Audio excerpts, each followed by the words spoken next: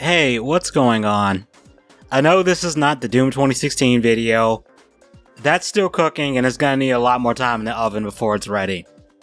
The last thing I want to do is pull a Hell's Kitchen. What the fuck is going on? So, as something to sort of hold you over and show off some cool stuff I made in Blender, today I'll be breaking down the mascot of this channel, Observael The Grand Archivist, and how his model ended up being what it is. Unfortunately, I didn't record myself actually making the model, then I could have done this in a time-lapse style, but I was saving as I went along and I have earlier versions of it so I can just show you the stages I went through. And oh boy, there was a lot, so let's get into it. Before I started making the model, I jotted down some notes and I think it was Notepad. I wanted it to be a robot and a wizard and it to have a staff and a magic book. The reason why I wanted it to be a robot is because I'm going to let you know a little secret here. I suck at modeling organic characters. That and organic characters require more polygons and usually require sculpting, which leads to a process called retopology, which, to make a long story short, you're basically making another version of the model with optimized geometry. So when you try to animate or texture your model, if you aren't using a procedural texture anyway, everything works correctly. And your computer doesn't have a stroke every time you try to move the model around. That is like the most Cliff Notes version of what it is that I can give. There are videos out there that can explain this in more detail and way better than I can. Good news is, with the way I made this model, I don't have to worry about that. Although, the model ended up having more polygons than I thought it would. But I started with blocking out the body to figure out just what this would look like because I didn't have any sketches to work with. And that's due to the fact that my drawing tablet is not working and I've been lazy and haven't replaced it yet. Okay, to be fair, I initially thought it was a problem with the cable, so I ended up replacing it. Unfortunately, even with that new cable, the tablet doesn't respond when you do anything, so yeah, I gotta replace that at some point. It probably wouldn't have helped much even if I had a drawing tablet that was working, because I'm terrible at drawing anyway. I did put some of like my notes into some AI programs to generate some like rough ideas. And some of them were cool, but my current skill level, there's no way in hell I can model some of that. But it was useful with figuring out the vibe I wanted with it. At one point, I thought about giving him mage robes, but as I went about building the model, I decided just to give him a cape and some waist cloaks for now. Maybe I'll make a robed version later. Although that robe wouldn't have a hood, or at least if it did, it would probably look weird given how big the head is. And I probably spend most of the time on the head because originally I was going to make it look a little more bird-like. And in some ways the visor on the face still has that, with the front of it sort of being curved like a beak. But those things floating under the arms, they weren't originally floating, they were supposed to be fastened to the spheres used for his arms. But they kept clipping in a way that was too distracting to me, so I decided to just make them separate floating objects, and that was what happened with the shoulder pads too. I planned on having floating bits anyway, and he was originally going to have floating wings, but when I decided to add that floating symbol behind him, I thought it'd just be too much. Didn't want to overcomplicate this. And I decided early on to not give him feet because that would be another thing that I'd have to model and rig, and I kind of thought the stilt legs would make it look more like a robot. And looking at it, it kind of reminds me of certain birds like cranes and stuff, where their legs kind of look like stilts anyway. Also, one of my favorite mecha ever, Jehoti from Zone of the Enders, has feet like this. I think all the orbital frames in the games have a similar design like that. But the hardest part with modeling this thing was figuring out how do I make the joints look slightly believable. And in hindsight, it might have been better to model the arms and shoulders like how they are on action figures, and actually make ball and socket joints instead of just having just the ball and then having the arm sticking out of it. Maybe if I ever decide to make another version of this model, I'll end up doing that. One of the reasons why he has those giant armbands is to hide how the elbows link to the rest of the arm, because I didn't think it looked right. It also gives the arm a little bit more bulk, and it made it look like the joints were protected somewhat. Plus it made them look more magical anyway. I decided to add those floating, I'm not really sure what to call them.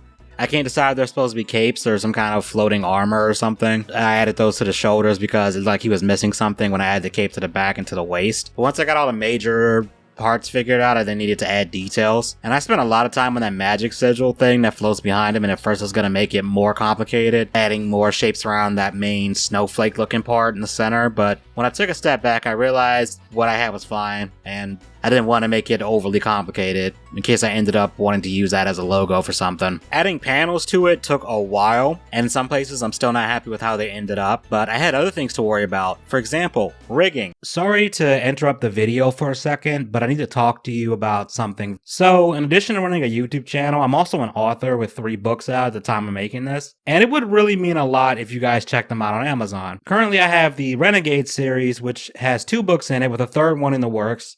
It's a sci-fi action adventure story in the spirit of 90s cartoons and comics. The series follows a team of heroes, each with their own unique abilities, one of them being a sword-wielding, water-bending alien named Ronan. This group, called the Renegades, protect their world from all sorts of threats. The second book, Blackout, has a team following a lead on their arch nemesis, and they end up in their universe's version of Japan. The team find themselves in the crosshairs of a dangerous group of mercenaries and the shadowy group that hired them. As things escalate between them, the mercenaries, and the ones pulling their strings, the entire fate of the island hangs in the balance, as it is plunged into darkness and held hostage with the aid of a powerful weapon called Blackout. If you're looking for something less serious and more whimsical, consider checking out Tales of the Edgeworlds Volume 1. It's a collection of 4 zany, off-the-wall comedy stories set in a broken multiverse, and features characters such as a violent, short-tempered, foul-mouthed, gun-toting space penguin named Edgy, and his crew of oddballs getting into crazy hijinks, involving mutants, space mafias, and vampires, that are also from space. It also includes a story about a dorky, clumsy combat android named Mika 227 that tangles with a feared space pirate captain to save some miners. It also recently got an audiobook, which only amplifies the hilarity in these stories, and it really makes the characters jump off the page with the over-the-top voices that the narrator does. The link to my Amazon page for all 3 books will be in the description and in the pinned comment. Back to the video. I suck at rigging, but thankfully the way I made this model, it made the rigging process less of a nightmare. A little. See, each piece is a separate object, so I could just bind different pieces of different bones without worrying about stuff like automatic weights doing something weird. Unfortunately though, even this method didn't deprive me of some jank. The hands and fingers behave a little weird. And then there's a nightmare called inverse kinematics. I've had bad luck with that in the past. Inverse kinematics, again, to make a long story short, it's a way to make certain things be automated, and it can allow one bone to control like an entire chain of them, so you don't have to animate each individual part of that like chain of bones. Like for a leg, for example, if you have inverse kinematics on, you can control the entire leg just by moving the foot bone. So it makes things a little bit easier, and also lets you do stuff where if you have like the hips drop down, the legs will squat, so you don't have to hand animate that. But there are some things to consider though. It's not as easy as it sounds, because one of the problems is the bones that are floating out in front of the knees that you'll see right here, they have to stay out in front a certain distance or the legs will start to behave weirdly, like he's dislocating parts of his body. Which, given how he's a robot, that's not as weird as it would be if a person's leg suddenly did a 180 in their socket, or their knee just bent in the opposite direction. I imagine that'd be extremely painful. But usually, inverse kinematics, it's usually just things will rotate weirdly or they just bend in a way that don't make any sense. And I had that problem with the arms, but I was able to fix it by going into edit mode and pulling back the whole arm bone structure, so that way it had a slight bend to it, because initially it was bending really weirdly, and I don't know why just adding a slight bend to the arm in edit mode did it, but it works. I'd do the same thing for the knee too. And the other problem with the arms is you have to not only move the bone that has the kinematics applied, the one that controls the whole arm, but you also have to move the bone that the system uses to calculate how the arm should move, because if you don't do that, your arm's going to move very weirdly. And unfortunately, even with that being factored in, I don't know, maybe it's just me, but sometimes it still looks a little weird. Good news is, since this thing doesn't have a face, I don't have to add bones to animate the mouth and eyes. But I did have to figure out what I wanted to do with all the capes. And there's 2 ways that could be done. Option 1 was to rig it so that I could move it around and pose it for precise control, at the cost of it not moving or reacting realistically like an actual cape would. And option 2 was using cloth stems, which they would get realistic movements, they require the cloth to have a lot more polygons for it to look right. And maybe this is just me not fully understanding how cloth sims work. I feel like I had less control over how it moved. I decided that I could just do both and alternate depending on what I was trying to do. So I added bones to the rig specifically for the capes, and I can get a decent range of movement out of them. There's probably a better way of doing it and I just don't know it. I didn't bother with the shoulder capes because if anybody asks, it's just magic keeping them in that shape. Don't worry about it.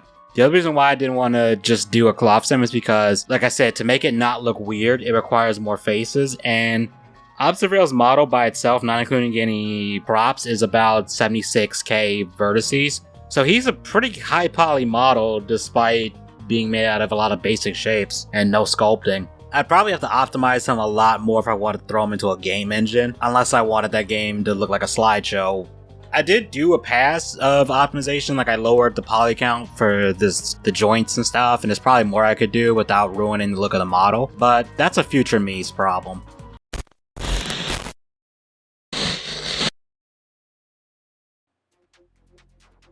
After figuring that out, I had to polish up the textures because he was looking a little shiny and clean for some ancient robot that goes around observing and documenting everything. Originally, I was gonna give him more of a toon shader thing so he almost looked like a drawing. I think I have screenshots of the model before I rigged it where it has those textures that I can show you. I don't know why I ended up going with a slightly less stylized look, and I think both of them could work. I might mess around with this later. But the textures on the final model, they weren't too difficult to make. I did experiment with mixing in different types of weathering by adding vertical and horizontal scratches, and some other random stuff just looked like it was damaged. I also tried adding multiple shades of whitish silver, but I think the contrast between them can be a bit weird. In some renders, I wonder if I should have toned down the weathering, but the good news is, since it's all procedural, changing how many scratches and how deep they are is really easy. I just gotta change a few values here and there. The cape was surprisingly the hardest thing for me to do because at first I was going to try and give it a blue trim by painting it in a photo editing program like GIMP, but I couldn't get it to look right. So I messed around with different procedural textures and ended up at one point with this sort of energy effect that I animated, but the more I looked at it, the more it came off as a little distracting, so I scrapped it. After messing around with different procedural nodes, I ended up with the abstract blue pattern, I guess, that you end up seeing on the final model, which I think looks really cool. I'm not sure what it's supposed to be. I was just going for rule of cool. But I did have to figure out one other thing, because originally I wasn't going to give it a face, but I realized that it really needed some way to convey emotion if I was going to use it as an avatar for YouTube. And just having it in different poses wasn't the best way to do that, so I decided to add a simple holographic face to it, just made out of a few rectangles. The face ended up being kinda silly, and at first I was gonna scrap it, but after walking away and coming back to it, I ended up liking how it contrasted with the rest of the model. Thought it made it a little bit funny. Then I just had to figure out how to model different expressions with it. And I knew there was a technique that I could use that normally I don't mess around with, but I had a feeling it'd be perfect for this, and that's called shape keys. Shape keys let you manipulate an object and then save that, and then you can animate in between the original state and the edited version by dragging a slider across. You can even stop halfway, and you can even layer different shape keys on top of each other at different points to get different effects. So I began doing this with the face, and then I realized I could combine expressions together to make new ones. And this led to me making a lot of renders of different poses with different faces and recreating some memes here and there. Like I said, my first reaction to the face was that it was too silly, and I'm so glad I didn't scrap it because it kind of grew on me. And also, I mean, if I wanted to look serious, I can just turn the face off.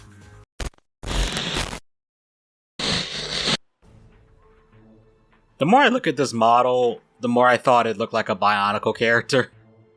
And that wasn't intentional, but Bionicle's awesome, so I'm fine with it. So I decided to use Makuta Pterodax's weapon from Bionicle as a reference. Halfway through looking at images of it, I found this cool fan-made version of Pterodax with a different staff. So I took elements of both. I had a hard time figuring out how to texture the staff though. At first I wanted to go with a Damascus pattern, but I didn't like the way it looked and it didn't stand out as much, so I ended up creating a new texture with glowing edges that change depending on where you look at it. I'm still not happy with the glow on that, so I'll probably get around to changing it to something else at some point. What was harder than the staff was actually the arcane tome.